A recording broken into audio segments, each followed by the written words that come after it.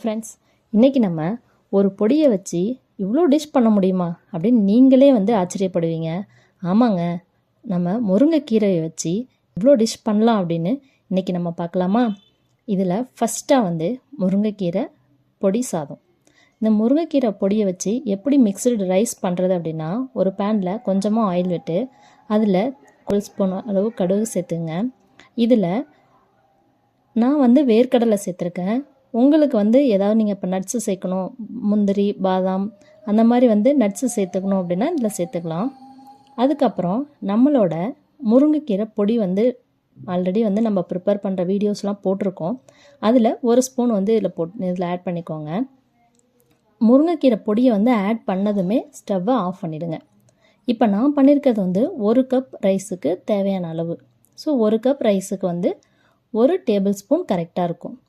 இந்த டைமில் இந்த சாதத்துக்கு கொஞ்சமாக நீங்கள் சால்ட் ஆட் பண்ணிக்கோங்க. அவ்வளோதான், சூப்பரான முருங்கைக்கீரை சாதம் ரெடி. நெக்ஸ்ட்டு இது மட்டும் இல்லைங்க, அதுக்கப்புறம் இந்த முருங்கைக்கீரை பொடியை வச்சு இட்லி எப்படி செய்யலான்னு பார்க்கலாமா?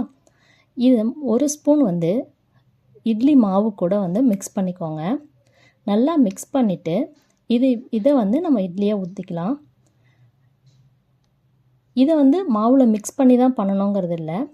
இட்லி நம்ம நார்மலாக இட்லி ஊற்றுற மாதிரி இட்லி தட்டில் வச்சுட்டு அதுக்கு மேலே அப்படியே லைட்டாக அப்படியே மலைச்சாரல் மாதிரி தூவி விட்டீங்க அப்படின்னா இந்த மாதிரி கூட கொடுக்கலாம். நீங்கள் 1 வயசு 1.5 வயசு அந்த மாதிரி சின்ன குழந்தைங்க இருக்காங்க இல்லையா, அவங்களுக்கெலாம் நீங்கள் இது மாதிரி கொடுக்கும்போது அவங்களும் இன்னும் நல்லா அவங்களுக்கு ஹெல்த்தியாகவும் இருக்கும். அந்தளவுக்கு இது அவ்வளோ டேஸ்ட்டாக இருக்கும்.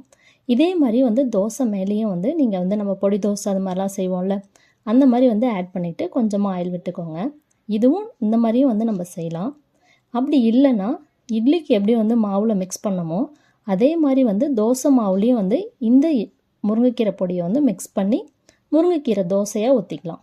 இப்போ நீங்கள் பொடி தோசை அது மாதிரி பொடி மேலே தூவி விட்டுறது பிடிக்கல அப்படின்னா இந்த மாதிரி கூட சில குழந்தைங்களுக்கு பொடி தூவுனா பிடிக்காது மேலே போட்டிருக்கிறது.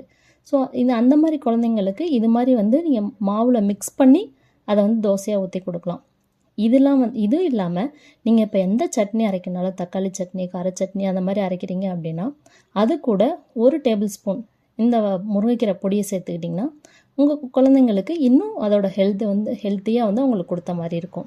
ஸோ இந்த மாதிரி நீங்கள் இட்லி மட்டும் இல்லை, இட்லி, தோசை, சப்பாத்தி அது கூட எல்லா டிஷ் கூடயும் இதை நம்ம மிக்ஸ் பண்ணி சாப்பிட்லாம். முருங்கைக்கீரையில் அவ்வளோ பெனிஃபிட்ஸ் இருக்குது. ஸோ எப்படிலாம் நம்ம குழந்தைங்க கீரை சாப்பிட மாட்டாங்கன்னு அடம் பிடிக்கிறவங்களுக்கு கூட இது மாதிரி நீங்கள் டிஃப்ரெண்ட்டாக செஞ்சு கொடுத்து பாருங்கள். கண்டிப்பாக லைக் பண்ணி சாப்பிடுவாங்க.